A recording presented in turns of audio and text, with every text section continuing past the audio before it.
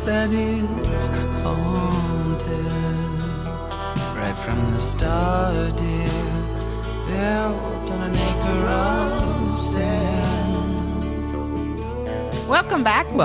Thanks for joining us. I'm Zada. And I'm Kelly, and you're listening to Two Sides and the Truth. So this is our Mother's Day edition. We love you, moms. Moms. Since we're going to go right into Mother's Day. So I get this thing every year that I post on Facebook and I talk about often. Getting pictures of moms on Mother's Day or any holiday. It is not just Mother's Day. This is just what reminds me of it. Mm-hmm. So my mom, as anyone that's ever listened to me talk about my mom nonstop, I'm sorry for that. She passed away about 10 years ago.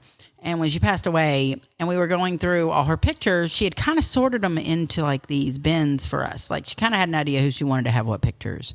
And she was very anal, first off. Her house was fucking perfect. Mm. And so it was pretty easy to do. But there were some pictures that were like a bin of pictures she just had of family, I guess, and not of us kids completely. And so I had to sort through those and figure out who was who. And, you know, my sister's younger than me. She didn't know who everybody was. My brother wasn't there, so he wasn't there to speak on it.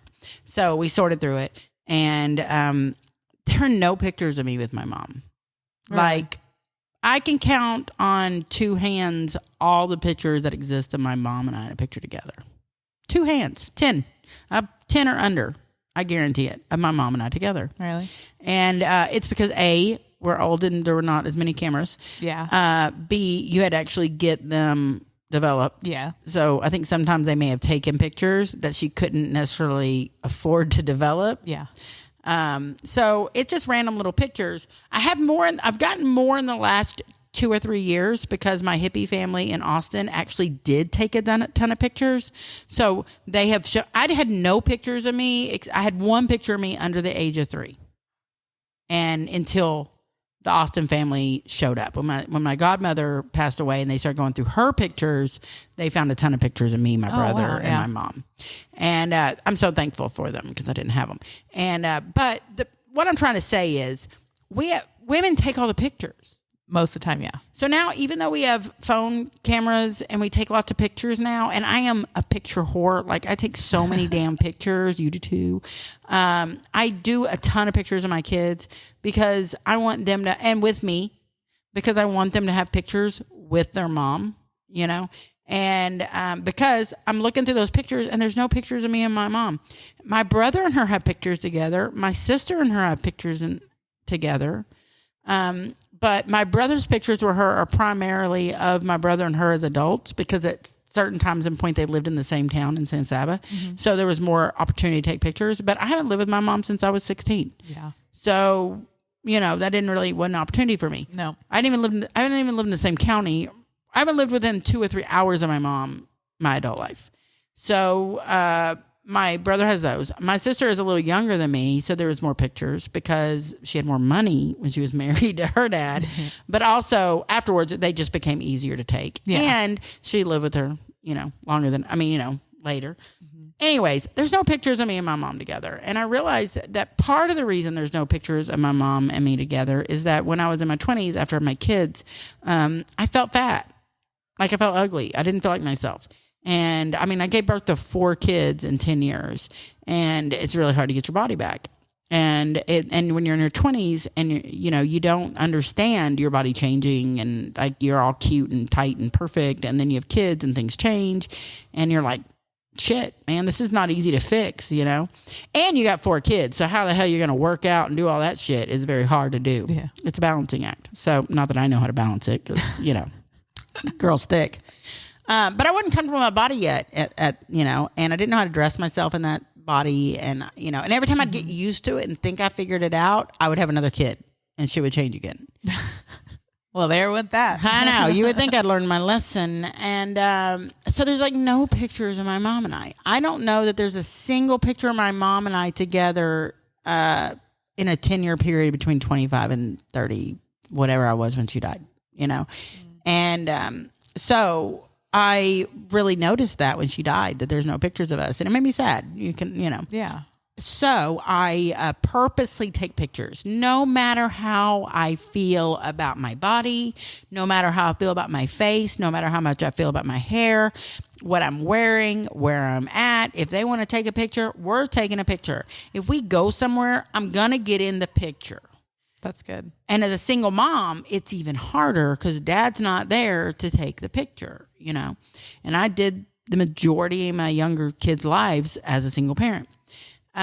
So there are a lot of pictures of me and my kids together, but it was not until I lost my mom that I started recognizing that and doing that. Mm-hmm. Well, here's what happens. If you look through your pictures, every picture on holidays are dad and the kids. There's a lot of pictures of dad, but there's no pictures with mom because mom's taking all the pictures. Mm-hmm. So what I'm asking is, if you have a mom alive, even if you're the adult, and you might be a mom now too, take a picture of your mom. Yep. Take a picture of your mom with your siblings. Have your siblings take a picture of you with your mom. Have your dad or your cousin or whoever take a picture of you, your mom, and your siblings together. And your dad too, if you want to. But dad always ends up in there. It's mom that's the issue. So that's really what I'm hitting home is how important it is. And as moms, we have to stop with the, I feel fat today, or I don't like what I'm wearing. I don't have my makeup on. I don't have my hair fixed. And that is such an easy fallback because I'll just take the picture. Everybody get together. I'll just take the picture. We all do it. I don't want to be in it. I mean, I'm guilty. I am too. I've went through my fair share of time where I didn't want to be in pictures because I didn't feel comfortable with yourself. Yeah, I was like, I don't want to do that. But you're told from, you hear the camera adds 10 pounds and this and that. And like, that's just so much crap in your head that makes you not want to get in front of that camera. Yeah. I mean, it's a game. And I really had to, and the other part is we have social media now. So, my 30-year high school reunion is coming up next month. And, I had heard through the grapevine that they were talking about hashtags. And one of the hashtags that was talked about was see who got fat. That is so horrible. No, they didn't use it. And it might have been a joke, honestly. And, you think about high school. I could see why they came up with it. Oh, yeah. And they didn't use it, so they thought it through. That's good. But understand, some people don't go to reunions. Because of that. Yeah. And some people don't take pictures because of that. And some people never post their picture on social media because of that. Or they highly filter themselves because of that. And so I just think that we as women have to understand we all gain weight. Most of us. Some of us don't gain weight and they want to, first off. But regardless, we all change. Our bodies change. Our face changes. I'm going to tell you, I was looking at my hand the other day. And I used to look at the last few years. I look at my hand and I recognize my mom's hand. I'm like, oh my God, that looks like my mom's hand because it's old. My mom wasn't even old, and you know what I mean? It's older than my hand was always younger than my mom's. You don't realize hands look old until they're very old. Like 30-year-old hands, 40-year-old hands. You look at them, you don't think twice. You're never gonna look at my hand and be like, Zada, your hand's looking a little old. You're not gonna think that, but I'm gonna think it about my hand. It's you know what crazy I mean? The things that we think about ourselves. Yeah. So I look at my hand this weekend and I'm like, my hand looks old. Holy shit, my hand is old.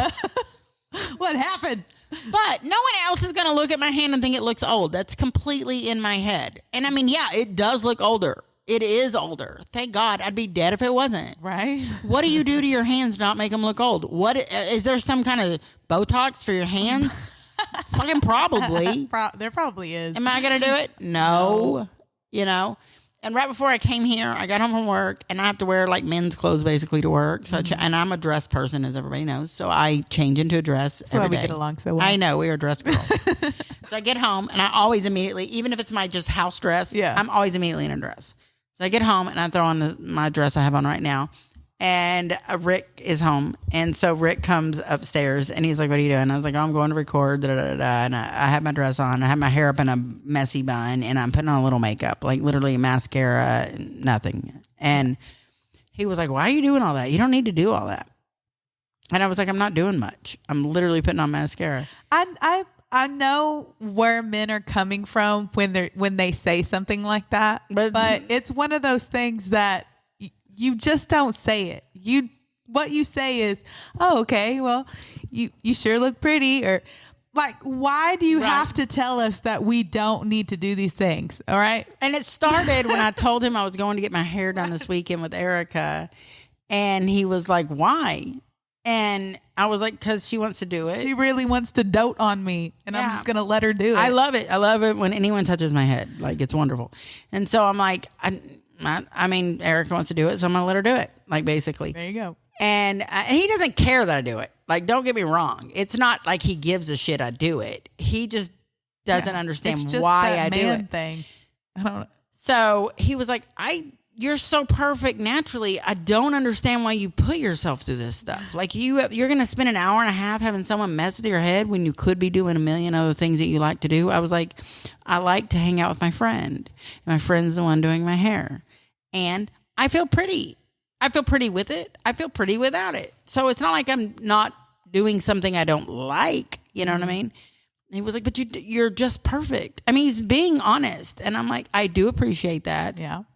But I also like to, he's really going to freak out because Erica's, she said, do I tell you what because I never tell her what to do. She just does. You just let her have at it. Yeah, just do what you want. And she said, because I didn't color my hair for 20 something years. So if she wants to do something fun, I'm at this age where I'm like, yeah, go ahead. Turn it purple. Yeah, I can't do that because of work, but I would. And so she says, we're going blonde. I said, like blonde? She goes, yeah. I was like, no. No. That requires maintenance. Hold on. I don't have a problem with the blonde. I just don't want to do maintenance. Yeah. She was like, no. I mean, like, a natural blonde, not like crazy blonde. Not like her blonde. Not like her blonde, which is beautiful, but yeah. And I was like, all right, let's go blonde. It's summertime coming up. YOLO. And so that's what we're doing this weekend. Anyways, I've gotten off topic as usual. I've gone down a rabbit hole, but you get the idea of the pressure we put on ourselves. I'm staring at my fucking hand thinking it looks old. But at the end of the day, your kids are going to look at pictures of you. And let me tell you, the pictures of you in your sweatpants sitting on the couch, or your pictures of you in maybe that favorite robe you wore around the house, those are the pictures they're going to want to see.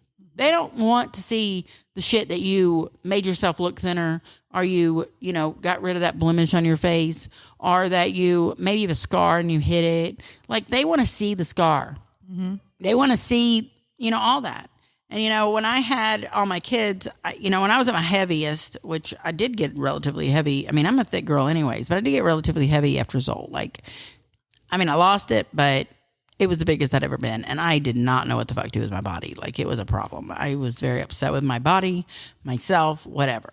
So, I mean, I had 2 kids in a year and a half. And so I struggled. And so when I would talk about it with the kids, I was like, yeah, back when I was heavy. Because for a while, I wasn't heavy at all. When I was heavy. And Zoe at one point was like, Mom, I have zero memory of you ever being overweight. I was like, Zoe, I've been overweight almost my entire adult life. What are you talking about? No, you've not. I don't know what you're talking about. In her eyes, I'm perfect. I am perfect, no matter what weight I am. So we need to take the fucking picture. But we don't need to just take the picture of it or get it. We don't need to take the pictures of other people. We need people taking them of us. Yeah. You need to give someone a camera and say, take a picture of me. Yep. Because if you wait for the husband to remember, they're not going to remember. You can remind them all you want to. And if you're a man listening to this and you have a mom or a sister that's a mom or anyone that's a mom that you're going to spend time with, take pictures of her with her children, because I promise you no one else does. Yep. Encourage that. Encourage it. It's a very, very big thing. Yeah. Oh, and I love some people out in public whenever they see a group trying to take pictures of themselves, they're like, oh, do you want me to take that picture for you? Good job. That's a good job. Yes. Thank you so much. Like us with the ladies with the tattoos. Yes. When you see people that are trying to, and you could be like, oh, I don't want to get in on their business. It just makes no harm to ask them. Okay. And that's going to make a big difference because there's not going to be that one person that has to be out of the picture. Yeah. And that's awesome. Yeah. So, and you know what? That one person might've been looking for an out, but I promise you in 30 years, she's gonna be so glad she didn't get out of that. Be in the picture. Be in the picture. Do it. So that's my preaching on that, and I do it every year at Mother's Day. So y'all come back next year, and we'll just Take pictures of your mama. Take some damn pictures. And get in those pictures of your mama. And every mom that you know, and take them with you. I mean, like, they need their kids. In the end of the day, the kids are going to be looking for these pictures. Yeah. And everyone I know that has lost a parent has said that exact same thing. Men and women, but there typically are more pictures of the men. Also, print out some pictures. Yes. Print them out. Yes. It's great that you have them on social media. It's great that you have them in these places. Print them out. Yep. Okay. Yep. You want, give your mom and give the people in the family pictures to actually hold and put places. Yep. We are actually, I'm going to skip ahead because this works for it, but we are actually in the middle of Zaylee's graduation stuff. Mm-hmm. And we had to print out some of her graduation pictures to put in the, envelopes for her announcements. And so I printed them. And so I told her while we were doing that, and I had to go set them. I just did that. I mean, I just did it yesterday. We're picking them up tonight after I do this. Cool. And so we can put them in the announcements. And so as I was doing that, I went through all my photos and started printing other pictures too. That's good. And I was like, okay, I got some of us. Like, Yay. I was picking all my favorite pictures. Mm-hmm. I mean, it costs nothing through Walmart. No, it's so easy these days. Yeah. And so I was like, holy shit, let's just print them out. And so I picked a bunch of pictures and I printed them out, and I printed them out family of Zaylee, and I printed out, any picture I saw of me and, a friend or whatever that I really loved. I printed that one. Rick and I have very few pictures together. And as I was looking for pictures to print, I was like, we've got to take some damn pictures. There wasn't one for me to print. I feel the same way. I could count on one hand the amount of pictures that me and Dante have together. And I'm like, man. You have to make it a priority because you're going to be 60 looking for those pictures. I just don't think about, a lot of the times I don't think about it. Yeah. And I don't have a phone, especially now, I don't have a phone that you take pictures on. So it makes it even that much harder. So, but I've tried to make myself grab his phone and remember to take a picture. I was with my ex-husband for about 16 years, and there might be 4 pictures of us together. Isn't that crazy? Yeah. We had 4 kids together. We got married. Now, there was a wedding album, but that got burned, but that's a different story. But regardless, there's no damn pictures. It's crazy, And I will tell you that I have only had my picture taken professionally twice in my life, unless you count school pictures. Twice. And it was my daughter's senior picture, Zoe, and my daughter's senior picture, Zaylee, the other day. Yeah. And both times I was not supposed to be part of the picture. The photographer is the same photographer, Megan Sanders Clark, if y'all need her in Dallas. Shout out.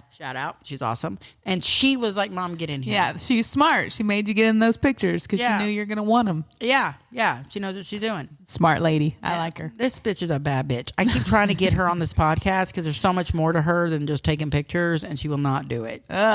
I'm like, please come in and talk. She was like, I can't talk in public. I was like, you talk all the fucking time. You're as bad as I am. It's not public. It's a very private little room. But she's such an awesome woman. You meet a woman, you're like, this is a bad bitch, man. This is her. And I can't get her in here. I've tried. Anyways, y'all see where I'm going that. So we're taking the pictures of Zaylee's little thing. I got to stick them in there for her announcements, whatever the case is.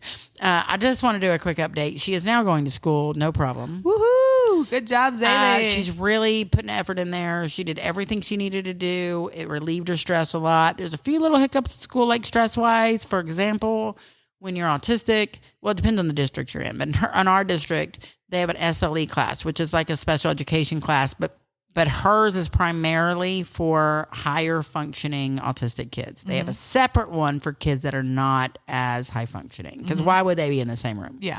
Especially in such a big district, you know? And they didn't start this program until the year we moved to Waxahachie from Red Oak. So we got into the first year of this program for the kids that are higher functioning. They really focused in on them to do what's best for them, because they really got ignored for a long time. Because, the lower functioning ones you have to pay attention to. Yeah. The higher function ones are really easy to just put in school suspension. Yeah. And so they thankfully started a program to deal with this. That's really good. And so the SLE room is like their safe room. So if she's having a struggle with anxiety or whatever that day, whatever the case may be, in her IEP, which is like our plan, a legal binding agreement on how you handle situations with her, which I get to make with the school. They don't do on their own. And when we do that, they have to follow that, Well, the plan in Texas and all states is to get the kids that have any kind of special needs into regular classrooms as much as possible. Because back in the day, they'd put them in a room full of kids. So you might have a kid like Zaylee who's extremely smart and high functioning in a room with a kid that's mute. Mm-hmm. How's that her peer? And I don't mean anything against that kid. It's just not her peer in where she is in life. Yeah. And it's going to affect her social skills. It's going to affect a lot of other things. Yeah. So the goal is to put them in as many out classes, which is regular classes, as possible. And for the first, until she was in fourth or fifth grade, she was in all SLE. She wasn't allowed out in the out classes. She couldn't handle it yet. Yeah. And so she had to earn out classes. It was a reward. And it was a big deal. Her first out class, I lost my shit, man. I cried like a baby. Aww. And so she's to the point now, she's been in all out classes all of high school, most of junior high. But she has an SLE room to fall back on bad days. Yeah. But there's a teacher in there that older woman, she's retiring this year. Very nice lady. This is nothing negative against her. I understand where she's coming from. But she wants Zaylee in the regular classrooms because that's where they want them to be. And I understand that. But her anxiety's so bad right now, she just won't go to school. Yeah, it's too much. I need her in SLE. I need her to be able to focus, do her work, and go to school and not dread school and not text me 900 times to come pick her up. I need her to function. I need me to be able to do my job at work. Mm-hmm. And so I made an agreement with the school that she would go to school those last 2 weeks, but she would go to SLE and not out classes. And they agreed. They said, you're right. This is what she needs. Okay. One teacher, every day she comes there, why are you here? And she doesn't mean it rude. It's like you're not, because she's not supposed to be there all the time. Because she is so high functioning. But she still has anxiety. Yeah. That teacher needs to be able to realize the situation. Right. Read the room and say, oh, this is why. Because we're trying to get through the last, week and a half or and whatever. This particular teacher has known her since she was in 6th or 7th grade because her granddaughter is also autistic and in the same group. Mm-hmm. And she waited to retire, which is her retiring year, until her grandchild graduated. Mm-hmm. And she's a nice lady. Like, this is not meant in any way negative towards her. I just think she doesn't understand the situation. Yeah. And she doesn't understand what we're going through and how hard it is for me to get her to school. Mm-hmm. And it's fine to know that somebody is capable of so much more and to want that for them, but you can't make them feel bad when they do need to take steps back. Right. Because there's nothing wrong with that. That's managing. That's what you have to do. Right. And that's, basically where we were with it, Well, whenever I picked her up from school, she's been going and no problem. Like, she's been doing it positively. That's good. Honestly, after last week, I had a coming to Jesus conversation with her, and I was like, girl, I'm having a hard time even liking you right now. Like, you're just mean. I know you're going through a lot, but understand you're putting me through a lot. Like, this is too much. Like, we've got to figure something out. And she thought about it, and she's really good about reflection. She's a lot like Rick in that way. Like, they'll self-reflect and come back and want to correct it, And she said, you're right. I'm not nice to you. And I'm not nice in general. And I don't want to be that way. But when I react. Like, there's just, and I need to fix it. And she's been in therapy for years. Like, she knows. Mm-hmm. But it's a lot for her. And so I have to understand, too, it's a learning curve. You're not going to fix that shit overnight. No. You know what I mean? So, you know what I mean? I was trying so hard. You know what I thought the other day? I was going to make it 23 minutes. You already did it once because I thought about, and I think I have to, but I thought about doing a little tally sheet and just making tally marks every time we say it. I'm going to tell you what's weird is I don't think I do it normally. I think I only really do it in the I might do it normally occasionally, but not like I do it in the podcast. I definitely do it normally. And I think I was thinking about it the other day and I was like, I think I'm the one that actually made Zada start doing that. I don't think it was the other way around. I didn't notice it till the podcast, and now I'm out of fucking control. I do it because I talk to myself all the time because I have multiple personalities, and especially when I'm by myself, I do a lot of talking to myself, and I have full-on conversations back and forth with myself. Right. And I will ask myself, do you know what I mean? Keeping us all on the same page and like reiterating things to myself, and I'll make sure that it makes sense And I do that all the time. I'll ask myself, you know what I mean? Like, because I'm talking to other parts of myself. And I was like, I know. I just caught it the other day and I was like, I probably made her start doing that. I don't know. More. It could have been me with you. I don't know. I don't think I did it before Either much. way, it's a toxic relationship. Either way you go. I'm okay. sorry. It's going to happen. I mean, we have to make sure that you know what we mean. It'd be a great shot game. It would. I'm going to challenge y'all. Gosh, we would be obliterated. Next podcast, I need y'all to take I need y'all to take a shot every time I say, do you know what I mean? I would say we would do it here on the podcast, but I have to drive home. There would be no way that I could get home. I would have to make sure that somebody dropped me off and picked me up because yeah, I know what you mean. No. It's out of control. And I don't catch myself doing it on the other podcast with Al. You just don't have time. He talks more and we do less. Yeah. So I'm sorry, y'all. Is it going to happen again? Absolutely. In the next 10 minutes, most likely. But I've been trying to become more aware. Just like filler words, like and and I try to think more about what I'm going to say before I actually say it, and as I'm doing it, and not just be like blah, blah, blah, blah. Because when I get on a tangent or when I'm like pumped up about something or don't really know how to explain something, I tend to use more of the filler words. And so slowing down a little bit and actually being more mindful about the way I'm structuring my sentences seemed to help a little bit. I agree. And I did just catch myself for maybe the first time ever on this podcast, and I have dropped it at least 700 times. You get it at least 10 times per episode. Yeah, so you're going to get a full-on 10 shots. And I apologize, y'all. I don't even know I'm doing it. You know what I mean? I do. I definitely do. Anyways, back on subject, rabbit hole number 2. She's doing good. We're definitely going to graduate.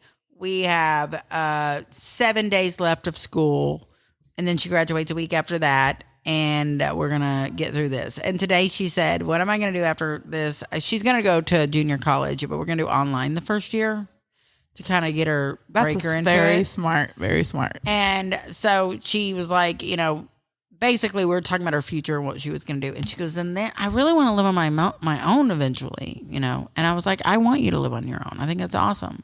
She goes, but it's probably going to be next door to you. I was like, probably in the backyard, Zaylee. We'll build you a little house. There you go. It's a stepping stone. Get her a little RV. Yeah. A little she shed in the back. That's the stepping stone to her being able to feel more confident. I think Rick didn't believe me for years as I was like, she's never leaving. We need to just plan on this, you know. And he didn't believe me. And then now that he's lived with me, he was like, so I'm thinking we're going to need 2 sheds. One for her and one for whatever kid of yours is going through a crisis. Right? Always got to have that extra bedroom. He didn't mention his kid because she's an overachiever. I mean, she really is. I can't even. I mean, she is. Funny. That kid's amazing. Anyway, and mine are too, but just in a different way. So that's my spiel about Zaylee. She's doing great. We're going to graduate. You're going to hear more about this. I'm very excited about it. If you follow me on Facebook, which is Zada Owens, or if you follow me on Instagram, which is Z Mamacita. Yeah. Z Mamacita. Then you will see lots of pictures of graduation coming up. And if you follow Kelly Lady Pearl on Instagram, you probably won't see much. Yeah. I actually uploaded a couple of pictures the other day and I forgot I even took them because I don't take a lot of pictures on my phone because it's a flip phone, but I do sometimes because I like the way the pictures look because they're flip phone pictures. They look kind of retro. Yeah. So I'd taken a couple just like snaps and I actually uploaded them the other day to Instagram. So I'm trying, guys. She's doing her best. Yeah. She had to use my phone to upload them. They did. I'm just putting that out there. No. What I do is I have to send them to somebody. Her computer or I have something. to send them to somebody else so that they can email them to me because I can't send them from my phone to my email. I could, but it's hard. That's too much tech for me. So I have to send them to you or Marilee and like email these to me so that I can get them on my computer so then I can put them on I don't Instagram. even question it. I already know. I'm like, okay, let's go. It's so funny. So y'all get where we are with that. The next thing I want to talk about is eating at the dinner table. And this is going to sound really 1950s. But I have a guy that I work with at work, Justin. And Justin and his wife are expecting their first child. They're 2.5 months pregnant. And so today we were talking about, you know, how she's feeling, whatever. And somehow, as usual, I ended up in a rabbit hole about dinners and how you eat dinners. And because I was telling him, how do y'all eat dinner at night? Do y'all, because it's just the two of them right now. Yeah. And I was like, how do y'all eat dinner at night? Do y'all like sit on the couch and watch dinner? Like, what do y'all do? And he was like, we sit at the table or we sit and watch something together. Mm-hmm. I said, so when you eat, you're in the same room. You don't, like, one of you's not going in there and playing video games while the other one's doing this. And he was like, no. We always have dinner together. It's usually at the table. He goes, but sometimes it is in front of the, we're watching TV. And I said, well, I am going to ask you this as a 4-time parent. Once the baby's born and they're eating they're old enough to eat at the table, eat with them every night you can. Mm-hmm. Like, as much as you can, eat at the table. Even if you get fast food, sit at that table and eat it together. Mm-hmm. And I was like, because the best conversations and the best like updates and by the end of the day, and you sit at that table and you're with your family, that's when you tell them about your day. Mm-hmm. And I pick my kids up every day from school. So the ride home is our day to update each other. Like, that's when we, oh, how was your day? How was your day? Yeah. My kids are so good about asking me about my day. I am not as good as them. They kind of lead me down that direction. That's good. Yeah. I mean, they're better at that than me. And so they'll be like, how was your day? How was your day? And we'll talk about our day, good or bad. We talk about our day. And then we get home and we make dinner, and then we sit at the table and we have dinner together and we talk about our day again. It may not be about the same things. It could be about something else, but we've already talked about our day so much that by the time dinner's over, between the ride home and dinner, I know what's going on in my kids' lives, and they know what's going on in my life, and they tend to let their guard down. Yeah. That way. And so I tell him that's what they say. that. Food brings people together. Man. It does. And I didn't have that same practice with my oldest kids because I was working so many jobs, and that was really hard. A lot of times I was running in the door, changing, throwing a pizza at them, changing clothes, and going to work at the second job, and then making sure they did their homework via text. Like, my older kids got fucked. Like, that's the best way to put it. Mom was in single mom mode, doing the best she could do. Yeah. And they love me, and they are so close to me, and they are amazing children, and they're hard work. They're everything. They're amazing kids. But they didn't get that, and I regret that. Because they got a little bit. Like, I would make dinner. We would sit down a few nights a week, but not like the younger kids get. They get it, When I was growing up, my mom made dinner every night, and it was a fucking 4-course meal dinner. I'm talking every night we had one salad. We had a meat, R2, 2 sides, and a salad. Now, this is when she was married to someone with money. If we were poor, we had beans. But whatever. Depending on her marriage situation. But the majority of my childhood, she was married to my stepdad, Robert. And she would make him a meal. She would make him 1 or 2 sides. She always had a cold glass. This is some old school shit here. Mm-hmm. She would take a glass, like made of glass. It might be a mason jar. It might be just a glass made of glass. She'd stick it in the refrigerator when she started dinner. The freezer. So it'd get cold. Yeah. Then she put ice water in it. And then she'd stick fresh green onions, like the stemmed green onions in it. And then, so every night we had dinner, we would have the 2 sides, the meat, a salad of some kind, fresh green onions in a cold cup or jar, and either fresh jalapenos or a jar opened of jalapenos, like pickled jalapenos. Mm-hmm. Mom loved jalapenos. I never ate them, but she did, and other people did at the table. Every single night. And she set the table. We did not go to the stove and make our plate. It was at the table in a serving dish. Wow. Now, do I think you should do a serving dish? Hell no. You don't have to do all that. It's too many dishes. We work too much. But, if you're a stay-at-home mom, then maybe. I don't know. I'm not going to tell you how to do your life. It's, that's still very much a job.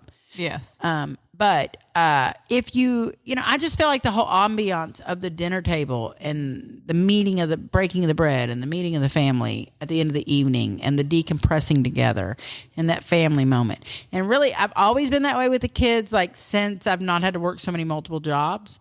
But since Rick's moved in, he loves it. Yeah. It's big deal to him. And I try really hard to be always, because you have to record the podcast and I have to run and get prescriptions and I have to run all the errands I do and all that stuff after work.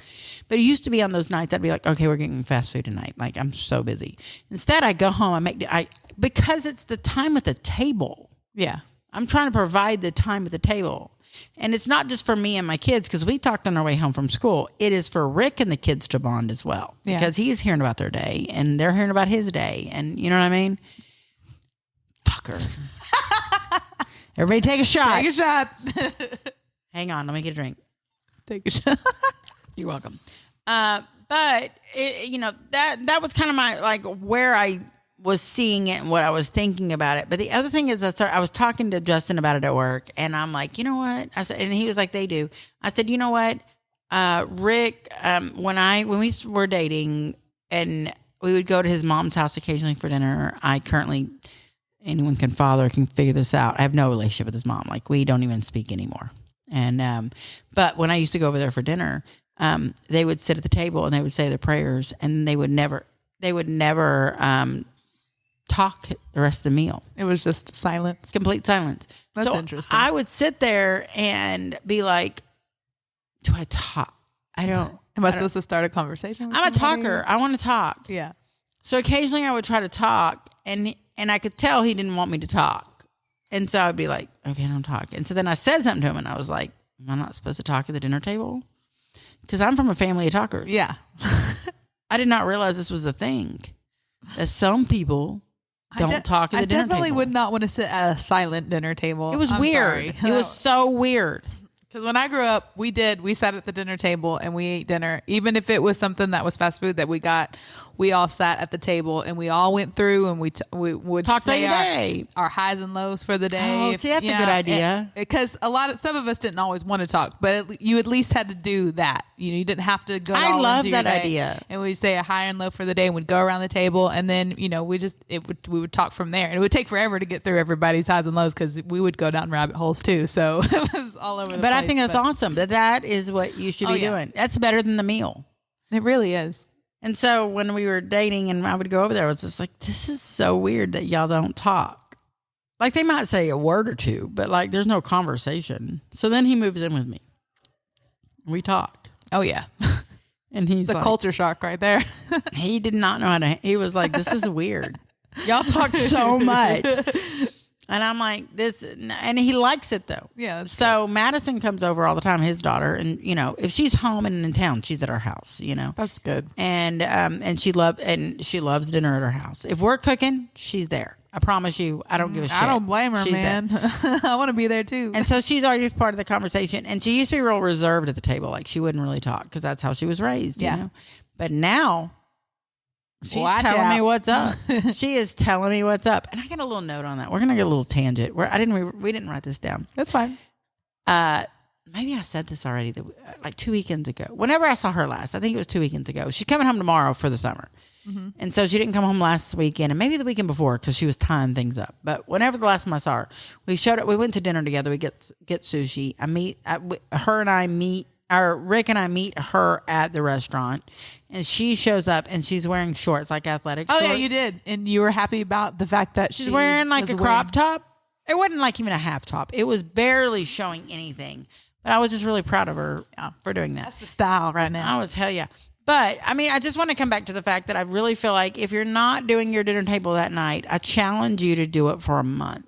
I challenge you to and I don't care if your kids are grown and it's just you and your husband. Mm-hmm.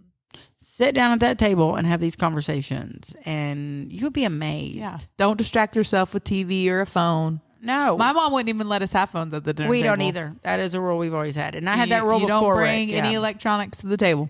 No, and when Rick and I, even now, but Rick and I, when we go to dinner on date nights or whatever, there are no phones allowed. Like it can be in your pocket, in your purse. Yeah. Because you have children, whatever. But there's no phones at the table. We're not looking at phones. We're not talking about phones. We're not doing anything. We're focusing on each other. We're the same way. Yeah. And it's not even a rule. It's just a thing that we don't do. It's courtesy. We just don't do it. So but I see how people slip down that slope. I know. It's a defense mechanism. It's a comfort blanket, basically. It's a fallback whenever you're nervous or you don't have anything to talk about, or it's a time filler. And just don't do that. Don't pull out your phone when you're sitting with people and you're even if you're just having conversation with friends. It's just if you're sitting when you're out with friends, why are you pulling out your phone? Now, when we go to the cabin, we will pull out our phones occasionally. But like you said, I think on the last episode when we were talking about y'all's trip, your phone when you're that's why there's not always a lot of pictures. If there's a lot of pictures when we're at the river, it is because we took a photo op. It was planned photo op time. I mean, we might not be posing. Yeah. But we knew we were taking pictures that minute. Mm-hmm. Well, Kelly's got her top on. Hey, Kelly, put your clothes on real quick. You got to take some pictures. But also just the fact that, we want pictures of us together as girlfriends on this trip. We want to be 70 looking at these pictures of us at our, at 30s and 40s and feeling good about what we thought was fat then. Just like, that goes. And I think that's important, but I do think it's important you put your phone down. You don't have it all the time. No. And they say that when you record things with your phone, you don't remember them as well. And so like when you go to your kids' play or you go whatever and you're recording it, are you really going to watch that? No, you're never going to watch that. Live in it in the moment. Are you going to post that? Do you think people are watching it? No, they don't give a fuck. They got their own kid and they don't want to sit through their own kids' play.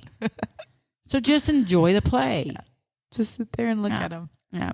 So anyways, I'm off that tangent. Okay. Kelly and I, when we were planning this episode, we have a few things going on in our lives we don't want to discuss. And we haven't seen each other in a minute either. So we haven't gotten to talk about all the things either. Yeah. So we got here to record and we start normally we would discuss for maybe 20 minutes, like what we're going to talk about and what the plan is.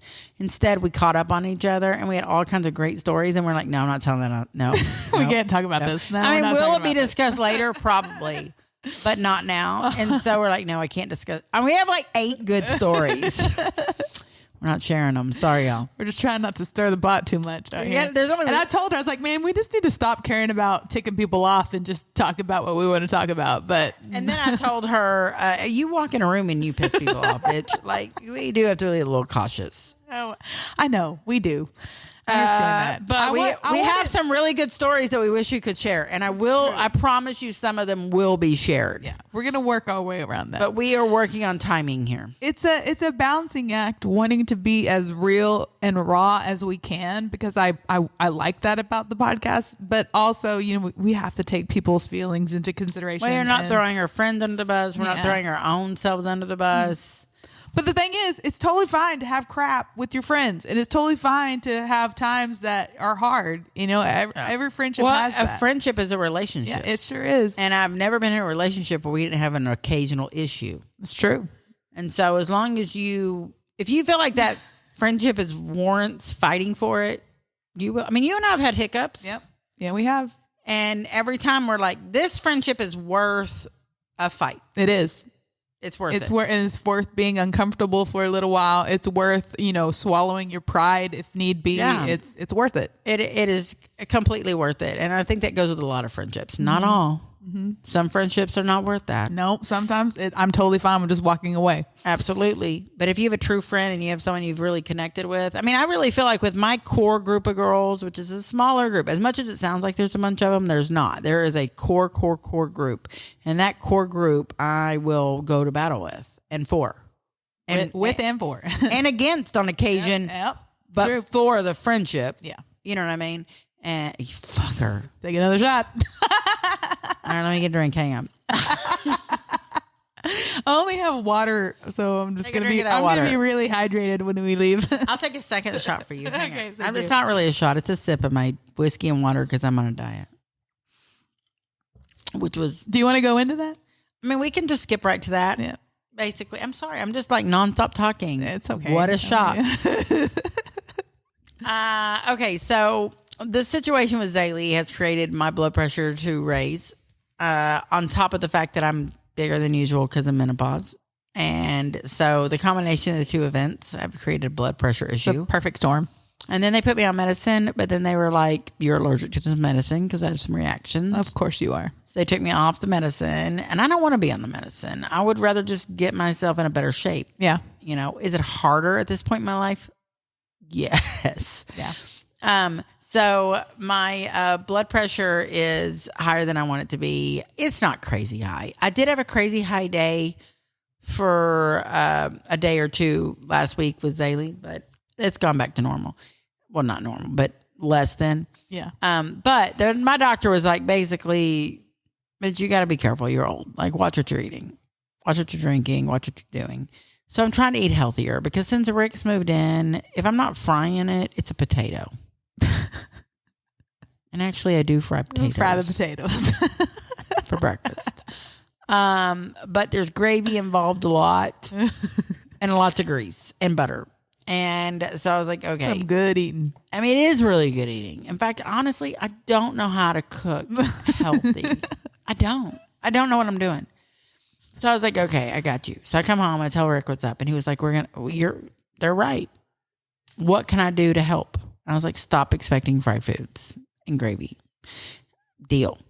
Wow. That's really good of him. It was. And because y'all know food, and he has a fucking 6-pack. Fuck this asshole. Fuck him. He doesn't even work out. Like, he's God's favorite. And I'm not kidding. It's stupid. I know you're not kidding. And so I kind of hate him for that.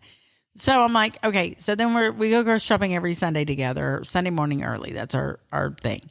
And honestly, I look forward to it every week. It's like our thing, and we have a good time doing it. That's like cute. we're kind of bonding. I don't know how to explain it. He likes to watch me shop, and I like, and he pays for everything, so it's awesome. Oh, it's even better. Yeah, but he's just happy that I'm happy, and I like to cook, and I love that little happy situation. And he rarely gives me any input unless he's really in the mood for something. But one night a week, I know I need gravy and something fried. That's Chicken, steak fingers, whatever. So I was like, dude, I can't keep doing this every week. Like, and he was like, I agree. Do something healthy. So we had to go through a whole menu plan together on healthy things I could cook. And he was trying to give me ideas. Mm-hmm. And we did come up with a few things. Some have been better than others. We're working on it. Our compromise for his country meal, because we call his night a week. We've been doing, he gets a night a week. One night a week, I fix what the kids really like. One night a week, something I really like. Like, I try to be fair. Mm-hmm. And his night a week is usually mashed potatoes, corn, and something fried. And so, or maybe meatloaf. But, country food. Mm-hmm. He wants country. Oh, and our fourth night a week is Mexican. Oh, yeah. You always have to have a Mexican. Everybody loves Mexican. Yeah. So at least once a week we can have Mexican. Tacos if Rick has anything to do with it. And so I was like, okay, we got to come up with stuff. So him and I worked together. We figured out a few things and we got them. It's going well. I currently have country style ribs in the oven. By the way, never made those before. We'll see how that goes. But so my blood pressure's been higher. I'm working on it. With that comes me being cautious of how much I don't really eat a lot. That's not really the issue. It's what I eat. Yeah. And maybe what I drink. And so maybe that. Maybe that. I came into Al's and I told Megan, the manager bartender, I said, I need, she goes, you want a whiskey? Because I drink whiskey. I'm like, yes, whiskey and Coke. I said, no. I'm on a diet. And she goes, so vodka? I said, no. I'm sticking to whiskey. I'll take those calories, but can we put water in there instead of Coke? Swap out the Coke I for said, some water. if I order a whiskey and Coke, just put water and tell me no, bitch, you told me no. You told me no. And so she's been doing that. It's really funny. Oh, we love her. I love her. And not that I come up here every night or anything, but when I do, she's taking care of it. And right at this moment. And anyway, so we're watching it. We're being careful on it. It's not about losing weight as much as it is about lowering my blood pressure, which does mean I need to lose weight. Yeah. Are we starting up our Waxahachie Walk Club again? We need to do that. I went for a walk by myself the night before last. Wow. That's and cool. I finished dinner early enough so the sun was still up. I was like, I'm going for a walk. And I asked the kids, do you want to go walk for me? And they both told me, no, thank you. I asked Rick and he laughed. And I went for a walk. I totally would have gone. So if you want to meet me nightly, let's go. Because I need to walk. Or you and Marilee, whatever. We'll figure it out. I need to walk. I need to do something. So, and I offered Madison, Rick's daughter likes to work out every day. And she's coming home from college where she got to work out for free in college. And she was worried about where she was going to work out. And I was like, I will pay for your Gold's gym membership if it takes Zaylee, because Zaylee wants to work out and I never have time. She was like, deal. But now I'm thinking it's me she needs to make go. Yeah. Maybe she needs to make both y'all go. So maybe we'll see it would what be happens. fun for Zaylee then too if y'all all did a girls, It's a good bonding moment, I think. And Madison's way more athletic than us. So if she need to go do her thing, we're stuck there with her because we are her ride home. Or yeah. she, So you got to be doing something. Yeah. So we're going to work on this. We're going to see. That's the goal for this summer. Anyways, that's enough about that. So let's talk about Kelly's dream. Kelly had a crazy dream. I have crazy dreams literally all the time, but this one was extra funny because I had a dream that me and Dante had a baby together. And he kept having to go and pick it up from all the places that I forgot it at. And it was really funny in the dream, but then in real life, I'm like, that's just a CPS moment waiting to happen. So Why do you think you dreamt that? Why do you think that? I really don't know. Part of it was probably hormones because it was getting around that time of the month. And I don't know. I thought to myself the other day, because it's come to the point where I'm not loving living away from him. Like, I really enjoy having my own space. So I know that that's really important, but the going back and forth, I could tell, was actually kind of hard on my mental health too. And the time, I don't know. So I was like, man, maybe I don't want to be away from him. And then I would just like think about like how crazy I am about this man. And I'm like, is he making me like want to like change my views on, like, do I want to get married? Do I want to have a baby with him? No, we can't do that. That's not happening. And so I think it was, you told me that a few months ago. I think it was a combination of that. Like, it was my brain telling me, no, Kelly, you can't have a baby because you're going to forget places. First off, you would not actually forget the baby.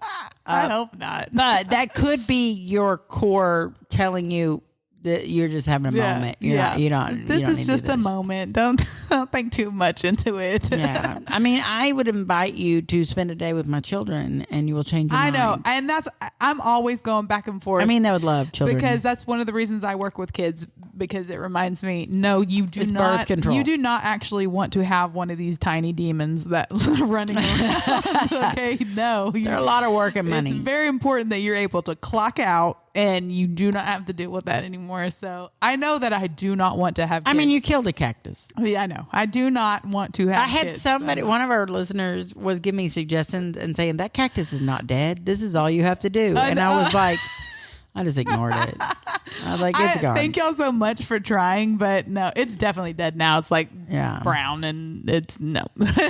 It's over. It was time. His time was done. Okay. He has suffered enough. He lived his life, his best life. I mean, how long are a cactus supposed to live? 100 years, which they actually do, but whatever.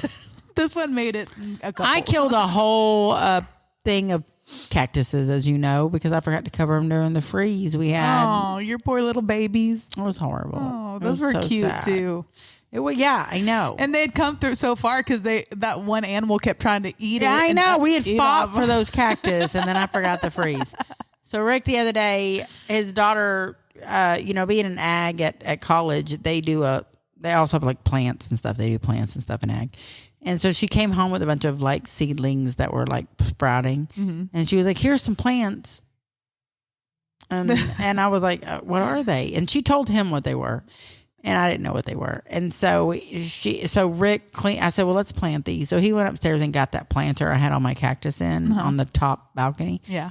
And he emptied it out, carried it downstairs outside. And he said, I'm going to put those plants in there. Where do you want me to put them? And I said, well, what are they? So he shows me pictures of what they're going to look like. And one of them's flowers, like just, I don't know how to explain them. I don't know what kind of flower, but some kind of flowers, but they're pretty, like orange, red, whatever flowers.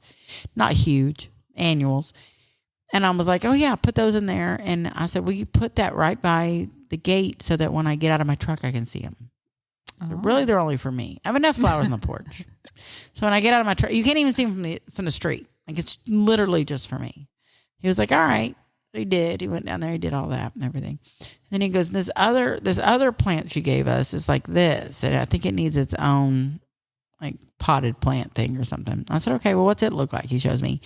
It's the freaking purple flowers from the cabin that are on the two corners that we love. Oh, man. I can't think of the name of them. I don't know what they are either. But they're beautiful. Yeah. So if any of y'all have seen the pictures I posted the cabin, there's one where you can see the cabin, but there's these purple tall flowers right in front of it. It's like an angle. Those flowers. That's so cool. What she brought.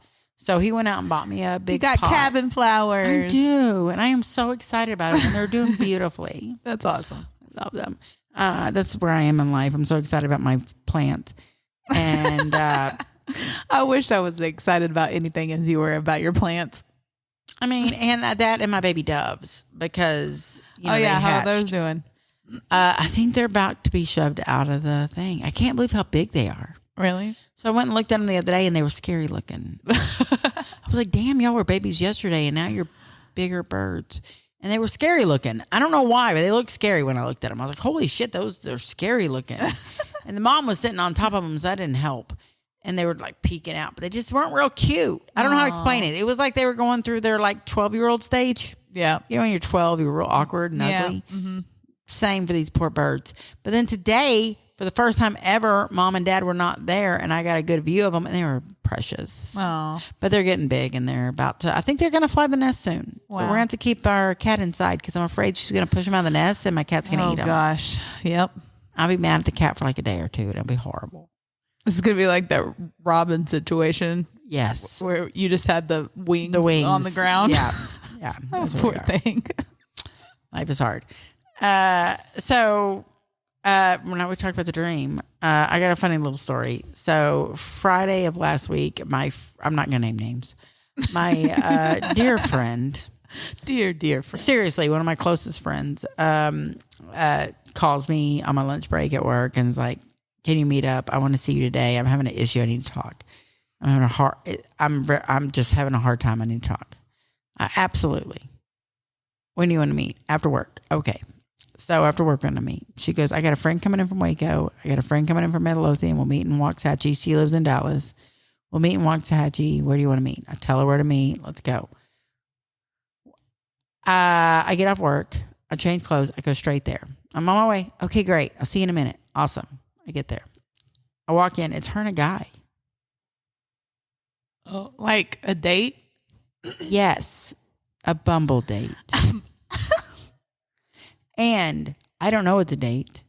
And he doesn't know I'm coming. Oh my gosh. And she's just excited she's in Waxahachie, and that's where I live. I live like 5 blocks from where we're meeting. You know where I live. So I told Jesus, like 2 birds, 1 stone kind of thing. And so, and I'm thinking it's a girlfriend. So when I see a guy, I'm like, okay, she brought a guy friend. That's cool. Yeah. I got some guy friend. All right, that's cool. You know?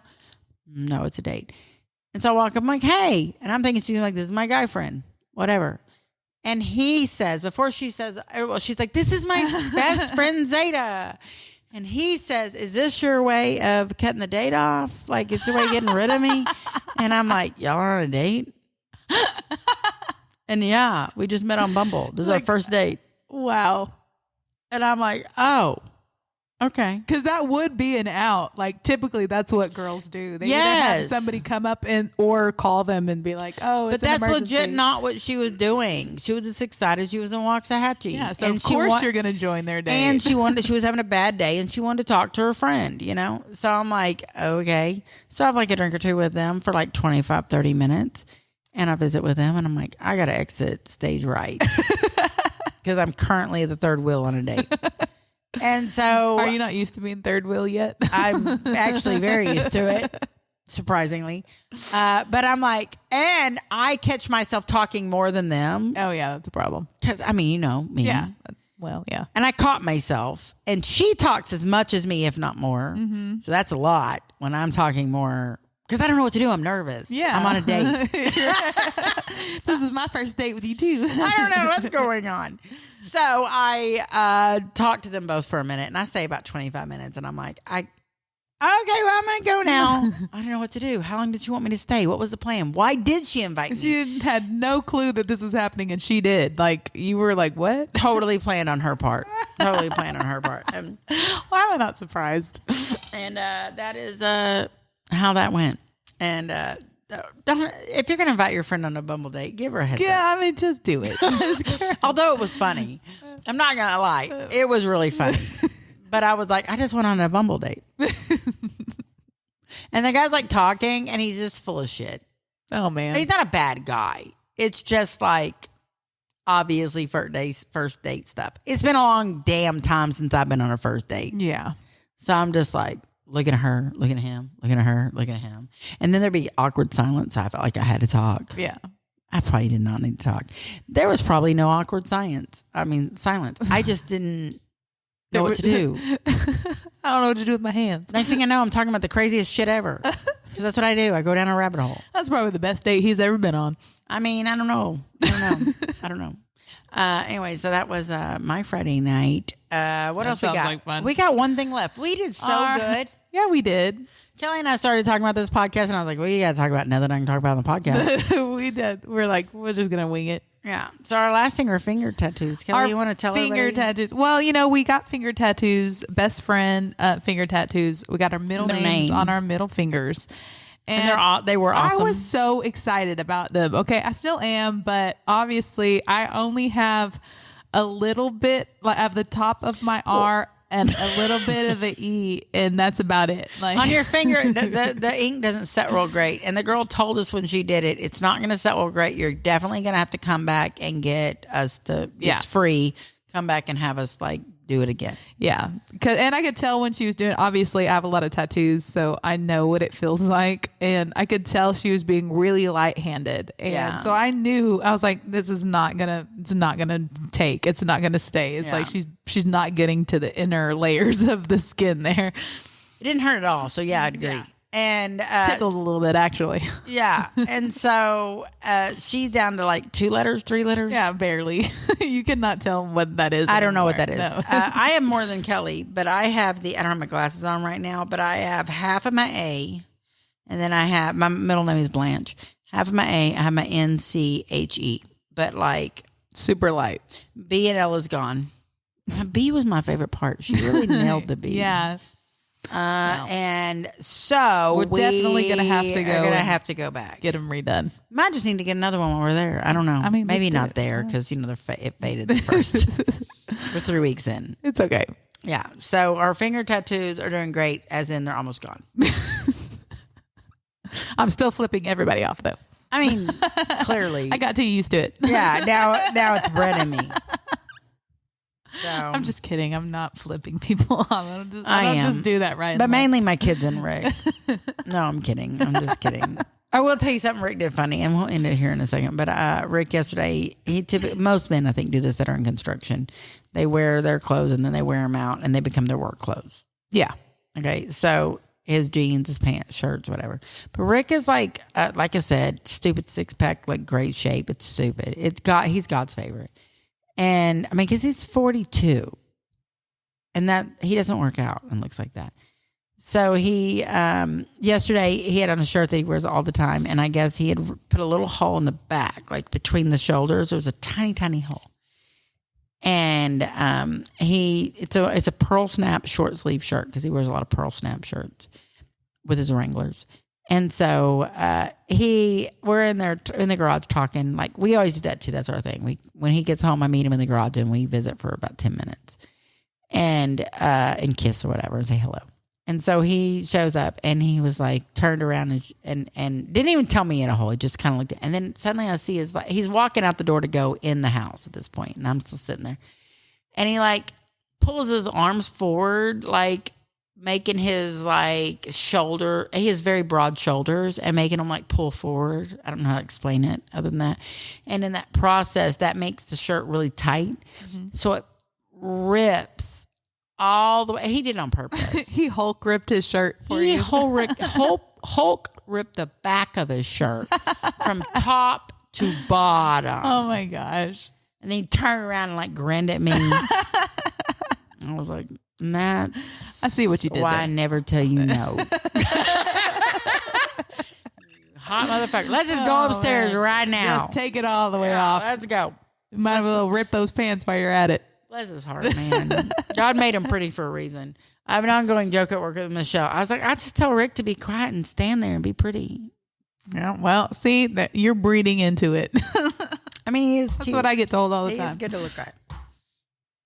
Anyways, that's our week. What, you got anything else? No, I think we're good. We thought we wouldn't have an hour. Look at us. I don't know why we doubt ourselves. I don't know either. I could talk about that. We can't talk. I could talk about a window frame for an hour probably. Bless my heart. You know what I mean? No, I'm kidding. I did that one on purpose. Take one more shot for the road. Yeah. Anyways, that's it. So join us again next week on Two Sides and the Truth. and you'll have a great weekend. We'll talk to y'all later. Bye. Bye.